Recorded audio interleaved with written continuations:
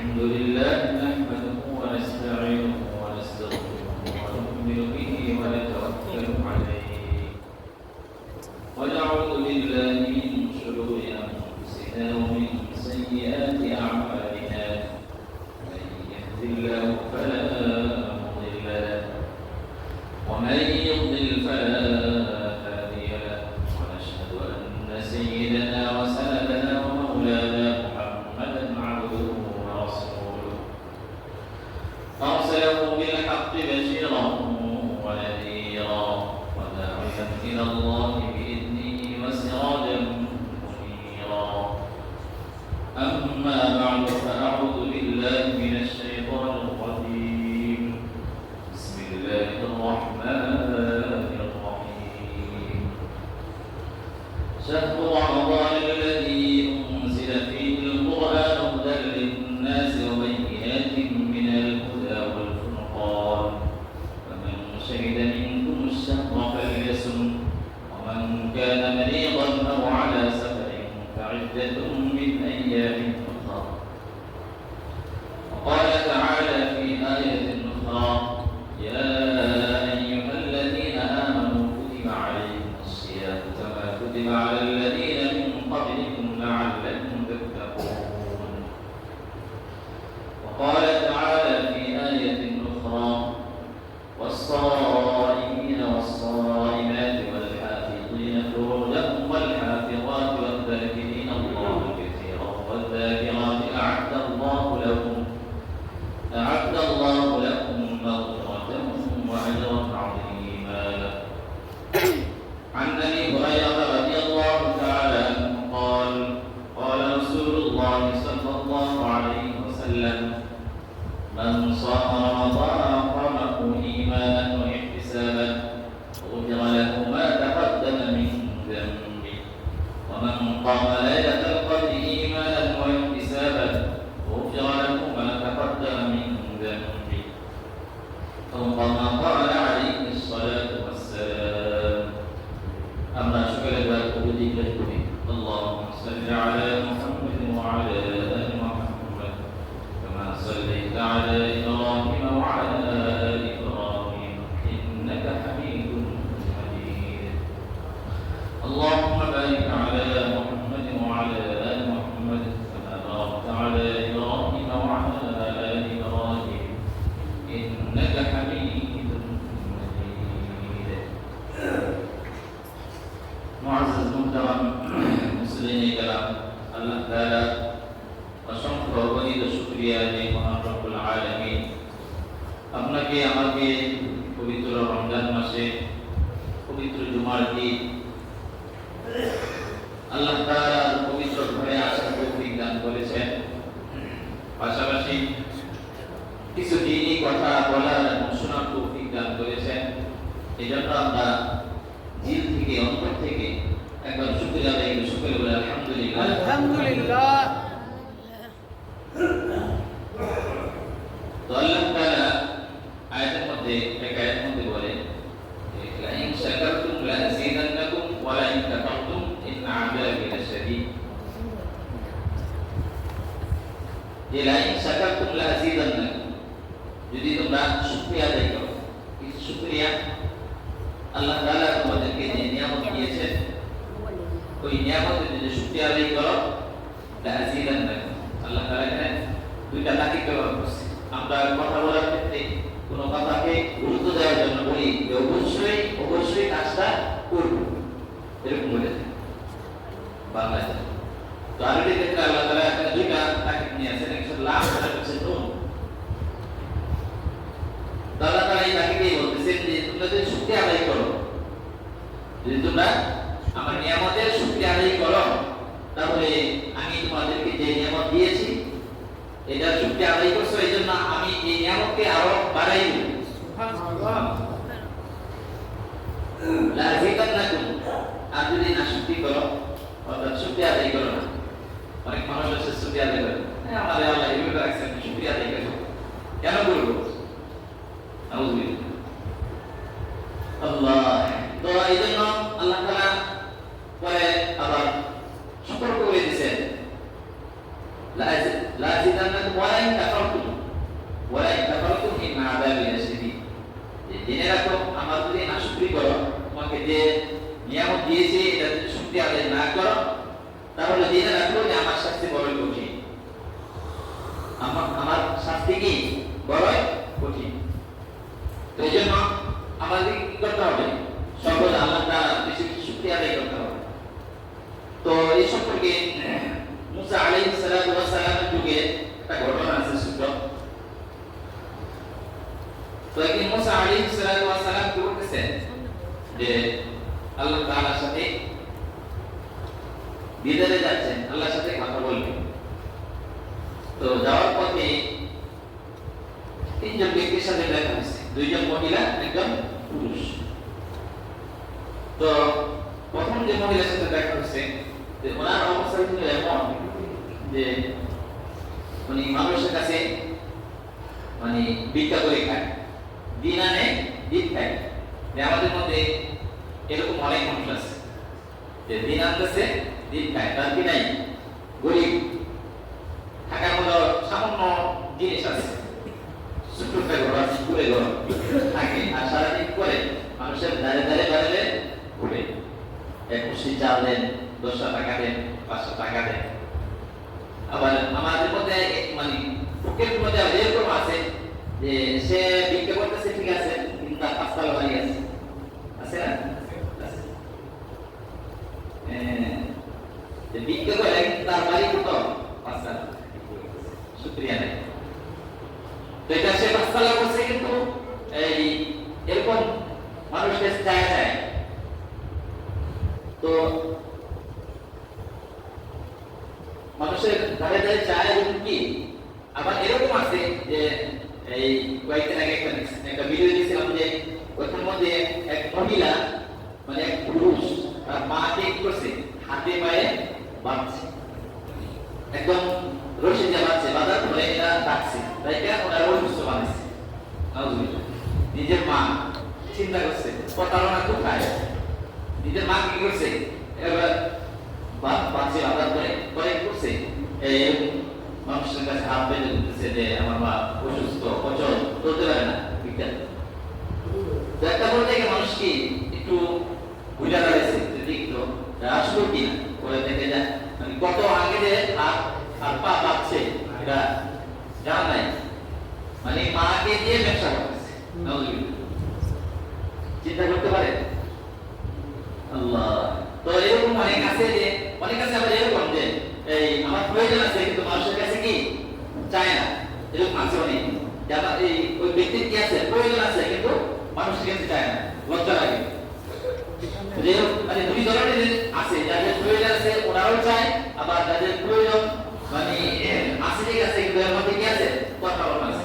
তো এই হয়ে গেল মুসা আলাইহিস সালামকে উনি বললেন যে আমি তো দিন আনি দিন খাই, আমার তো অনেক কষ্ট হয় যে আমার টাকা বেশি হয় অথবা আমার সচ্ছলতা আসে, তাহলে তো আমার মানুষের কাছে হাত পাততে হবে, মানুষের কাছে হাত পাতা এটা একটু লজ্জাজনক বিষয়। তো মুসা আলাইহিস সালাম বললেন, ওনার কথাগুলো শুনলেন। তো শোনার পরে আবার সামনে দিকে যাচ্ছে, যাওয়ার পরে আরেক মহিলার সাথে দেখা হয়েছে। তো এই মহিলা আল্লাহ তাআলা অনেক সম্পদ দিতেছেন, অনেক সম্পদ, যে সম্পদের কারণে ওনার এরকম হয়েছে যে উনি আল্লাহ তাআলার ইবাদত ঠিকমতো করতে পারছেন। আছে না এরকম আমাদের মধ্যে অনেকে যে টাকা পয়সা অনেক অনেক টাকা মালিক, এই অনেক ইবাদত অবৈধ না, বৈধ টাকা, হালাল টাকা, হালাল কি করতেছে, অর্জন করতেছে, কিন্তু মানে আল্লাহ তাআলা হালাল করতে অর্জনের কারণে কি করছে, অনেক বেশি দিচ্ছে। জাকাতের সময় জাকাত দেয়, আবার অন্যান্য যে দানগুলো আছে মসজিদে মাদ্রাসায় এবং সাধারণ যে গরিব মানুষ আছে ওদেরকে দান করে, আল্লাহ তাআলা এর বদৌলতে কি করে, এই তার মালকে আরো বাড়াইতেছে। হাদিসের মধ্যে আসছে যে কেউ যদি সদকা করে দান করে, তা আল্লাহ তাআলা তার থেকে মুসিবত কি করে সরাই নেন। as-সাদাকাতু তুদফাউল বালা, হাদিসের মধ্যে আসছে কেউ যদি সদকা করে তাহলে আল্লাহ তাআলা তার উপরে যে মুসিবত থাকে, এই যে কোনো মুসিবত থেকে এটা কি করে আল্লাহ তাআলা সরাই দেন এই সদকার কারণে। তো উনি বলতেছেন যে আমার এত সম্পদ, আমি আল্লাহ তাআলা এত বন্ধুকে কিছু করতে পারি না, সময় পাই না, হিসাব করতে হয়, নামাজের ব্যাঘাত করবে, এখন অন্যান্য এই রিজিকের ব্যাঘাত করতে স্বাভাবিক। যার টাকা বেশি তার হিসাব বেশি, যার টাকা বেশি তার হিসাব বেশি। 1000 টাকার হিসাব আর 100 টাকার হিসাব সমান না, সমান সমান।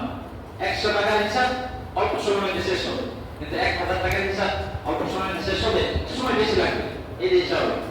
তাহলে তো বলছেন আমার তো এই সম্পদ, আমি এখন এই সম্পদের কারণে আল্লাহ তাআলা এই জিকির এবং নামাজ অন্যান্য ইবাদতগুলো করতে পারতেছে। তো আল্লাহ তাআলা জিজ্ঞেস করবেন যে আমার এই যে আল্লাহ এত সম্পদ দিয়েছেন, এগুলো কিভাবে কমবে? যদি কমে তাহলে আমার জন্য এই আল্লাহ তাআলার ইবাদত করা সহজ, অল্প সময়ের মধ্যে আমার হিসাব শেষ হবে, আর বেশি সময়টা আমি তাকে দিতে পারবো আল্লাহ তাআলা। কারণ আল্লাহ তাআলা কি বলেছেন, ওমা খালাকতুল জিন্না ওয়াল ইনসা ইল্লা লিয়াবুদুন। আল্লাহ তাআলা বলেছেন মানুষ এবং জিনকে আমি সৃষ্টি করেছি এর জন্য, একমাত্র আমার ইবাদতের জন্য। তো না আছে বলতে আল্লাহ তাআলা বলেছেন আফাসিবতুম আন্নামা খালাকনাকুম আবাসা ওয়া আন্নাকুম ইলাইনা লা তুরজাউন। তোমরা কি ধারণা করতেছো আফাসিবতুম আন্নামা খালাকনাকুম আবাসা, তোমাদেরকে আমরা এমনি সৃষ্টি করছি? না, আল্লাহ তাআলা আমাদেরকে এমনি সৃষ্টি করেন নাই, করছেন? আল্লাহর উদ্দেশ্য বলেছেন ওয়া খালাকতুল জিন্না ওয়াল ইনসা ইল্লা লিয়াবুদুন। তো বলতেছেন যে আল্লাহ তাআলার কাছে বলবেন যে আমি কি করলে আমার এই এত সম্পদ এগুলো কিভাবে করব? যদি কমে তাহলে আল্লাহ তাআলা ইবাদতগুলো কি বেশি করতে পারবো। তো মুসা আলাইহিস সালাম কি করলেন, ওনার সাথে কথা শেষ করে আবার সামনে দিকে যেতেছে। যাওয়ার পথে লাস্ট ব্যক্তির সাথে দেখা হচ্ছে, ওনার কি নাই, হাত নাই, পা নাই, শুধু বডি আছে, মাথা আর কি শরীর। তো উনি আল্লাহ তাআলা কি মুসা আলাইহিস সালামকে জিজ্ঞেস বললেন যে আপনি তো আল্লাহ তাআলা কি জানেন? আল্লাহ তাআলাকে একটু জিজ্ঞেস করবেন যে আল্লাহ তাআলা আমাকে কি জন্য বানিয়েছে, অর্থাৎ হাত নাই, পা নাই। এরকম অনেক মানুষ আছে না, যে হাত আছে ঠিক আছে, অর্ধেক আছে, আবার কি আছে নাই, এরকম আছে, আবার পা নাই। অনেকে আবার হাত আছে পা নাই, এরকম আছে। তো আল্লাহ তাআলা আমাদের কি জন্য বানাইলেন? হাত নাই, পা নাই মানুষের কাছে, মানে আমি কোনো কাজে আসি না, আমি কোনো কাজে আসি না, মানুষের বোঝা হয়ে আছে। তো আল্লাহ তাআলা আমাকে কি জন্য বানিয়েছেন একটু জিজ্ঞেস করি। মুসা আলাইহিস সালাম ওনার সাথে কথা শেষ করে তো আল্লাহ তাআলা দিতে লাগে যাওয়ার পরে তো এই তিন ব্যক্তি হালত আল্লাহ তাআলা আল্লাহ রাসূল মুসা আলাইহিস সালাম কি করলেন, আল্লাহ তাআলার কাছে পেশ করলেন যে প্রথম ব্যক্তি এমন বলছে, দ্বিতীয় ব্যক্তি এমন বলছে, তৃতীয় ব্যক্তি এমন বলছে। তো আল্লাহ তাআলা পরে ফয়সালা দিলেন যে প্রথম যে ব্যক্তি মহিলা, ওনাকে বলে দিলেন যে উনি যেটা কি করে আল্লাহ তাআলা যেভাবে রাখছে ওইভাবে শুকরিয়া আদায় করেন। তো একটা শেষ, দ্বিতীয়টা হলো যে ওনাকে বলবো ওনার তো সম্পদ বেশি, আল্লাহ তাআলা যেন না শুকরি করে, আল্লাহ তাআলা শুকরিয়া যেন না আদায় করে। হ্যাঁ, আল্লাহ তাআলা যে নামাজ, রোজা, অন্যান্য জিকির, এরপর যাকাত এগুলো যেন না দেয়, তাহলে কি হবে, তার সম্পদ আস্তে আস্তে কমে যাবে, কারণ এখানে বরকত থাকবে। তো এই কথা বলার পরে তৃতীয় ব্যক্তি হলো ওনাকে বলবেন যে আল্লাহ তাআলা ওনাকে সৃষ্টি করেছেন জাহান্নামের একটা ছিদ্র আছে, ওটাকে বন্ধ করার জন্য। তো এই তিনজনের তিনটা ফয়সালা দিয়ে মুসা আলাইহিস সালামকে এই ফয়সালাগুলো কি করলেন, শুনাই দেওয়ার পরে মুসা আলাইহিস সালাম করলেন আসার পরে সর্বশেষ যে ব্যক্তির সাথে দেখা হচ্ছে, যার হাত নাই, পা নাই, তো ওনাকে বলছেন যে দেখা হচ্ছে, দেখার পরে উনি জিজ্ঞেস করছেন যে আল্লাহ তাআলা আমার ব্যাপারে কি ফয়সালা দিয়েছে, কি সমাধান দিয়েছে। তো মুসা আলাইহিস সালাম বললেন যে আল্লাহ তাআলা আপনার বিষয়ে ফয়সালা দিয়েছেন, আল্লাহ তাআলা আপনাকে যেভাবে রাখছেন ওইভাবে শুকরিয়া আদায় করেন। আল্লাহ তাআলা যেভাবে রাখছেন এইভাবে কি শুকরিয়া আদায় করেন। তো উনি আল্লাহ তাআলা কি করলেন, সাথে সাথে শুকরিয়া আদায় করলেন, আলহামদুলিল্লাহ আল্লাহ তাআলা আমাকে একটা কাজের জন্য কি করেছেন, বানাইছেন, এইজন্য কি শুকরিয়া, আলহামদুলিল্লাহ। তো কুদরতি ভাবে আল্লাহ তাআলা কি করেন, ওনার হাত এবং পা দিয়ে দিলেন, সুবহানাল্লাহ। তো দ্বিতীয় ব্যক্তি মাঝখানে যে ওনার সাথে দেখা হয়েছে, দেখা হওয়ার পরে বলছেন যে আল্লাহ তাআলা আপনাকে বলছেন যে আপনি কি করেন, আল্লাহ তাআলা না চুক্তি বেশি করেন, তাহলে আল্লাহ তাআলা আপনার সম্পদকে কি করবে, কমাই দিবে। তো উনি বলতেছেন না, অসম্ভব, এটা হতেই পারে না যে আল্লাহ তাআলা আমাকে এত সম্পদ দিয়েছেন, এত ভালোবাসেন, ওই আল্লাহ তাআলা নাশকরি করবে, এটা হতেই পারে না। তো আল্লাহ তাআলা মুসা আলাইহিস সালাতু ওয়াস সালাম বলে দিলেন না, আমি এটা করতে পারবো না, অসম্ভব। তো বললেন যে না, আমি নাশকরি করব না। তো কূটনৈতিকভাবে আল্লাহ তাআলা তাকে আরো সম্পদ কি করলেন, বাড়াই দিলেন।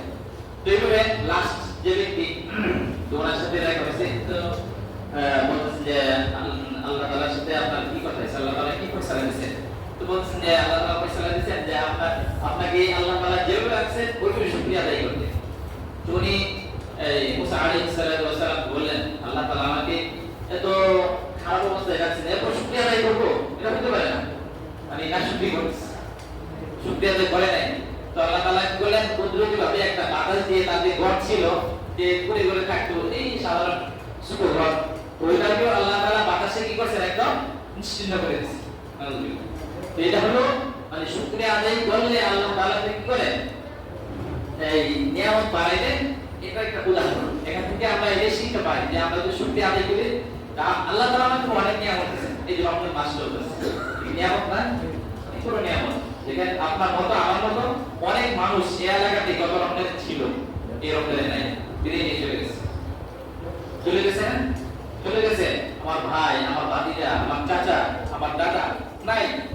তো ওনারা আমাদের কি শিক্ষা দিয়েছেন, যে এই শিক্ষা দিয়েছেন যে আমরা যাইতেছি খালি হাতে, তোমাদেরকে কি করতে হবে, এই কবরে খালি হাতে যেতে হবে। অতএব তোমরা এই রমজান মাস আসছে, রমজান মাসের সময়টাকে কি করো, কাজে লাগাও। আল্লাহ রাসূল সাল্লাল্লাহু আলাইহি ওয়াসাল্লাম হাদিসের মধ্যে বলেছেন, মান সামা রমাদানা ওয়া কামা ঈমানান ওয়া ইহতিসাবান গুফিরা লাহু মা তাকাদ্দাম মিন যামবি। আল্লাহ রাসূল সাল্লাল্লাহু আলাইহি ওয়াসাল্লাম বলেছেন, যে ব্যক্তি ঈমানের সাথে সওয়াবের আশায়, ঈমানের সাথে সওয়াবের আশায় রমজানের রোজা রাখবে, আল্লাহ তাআলা তার পূর্বের সমস্ত গুনাহ মাফ করে দেবেন। সুবহানাল্লাহ, অনেক বড় পুরস্কার না, অনেক বড় পুরস্কার। এরপরে হাদিসের পরে অংশে আল্লাহ রাসূল সাল্লাল্লাহু আলাইহি ওয়াসাল্লাম বলেন, ওয়া মান কামা লাইলাতাল কদরি ঈমানান ওয়া ইহতিসাবান গুফিরা লাহু মা তাকাদ্দাম মিন যামবি। যে ব্যক্তি লাইলাতুল কদর রাত্রিতে ইবাদত করবে, সব মনে করে, তাকেও আল্লাহ তাআলা তার পূর্বে যত গুনাহ আছে সমস্ত গুনাহগুলো আল্লাহ তাআলা মাফ করে দেবেন। সুবহানাল্লাহ, লাইলাতুল কদর সামনে আসছে 21, 20, 25, 27, 29 আমরা মানে বেশিরভাগ যারা পালন করি 27 রমজান, বেশিরভাগ সময় কি করি, এই সময় পালন করি।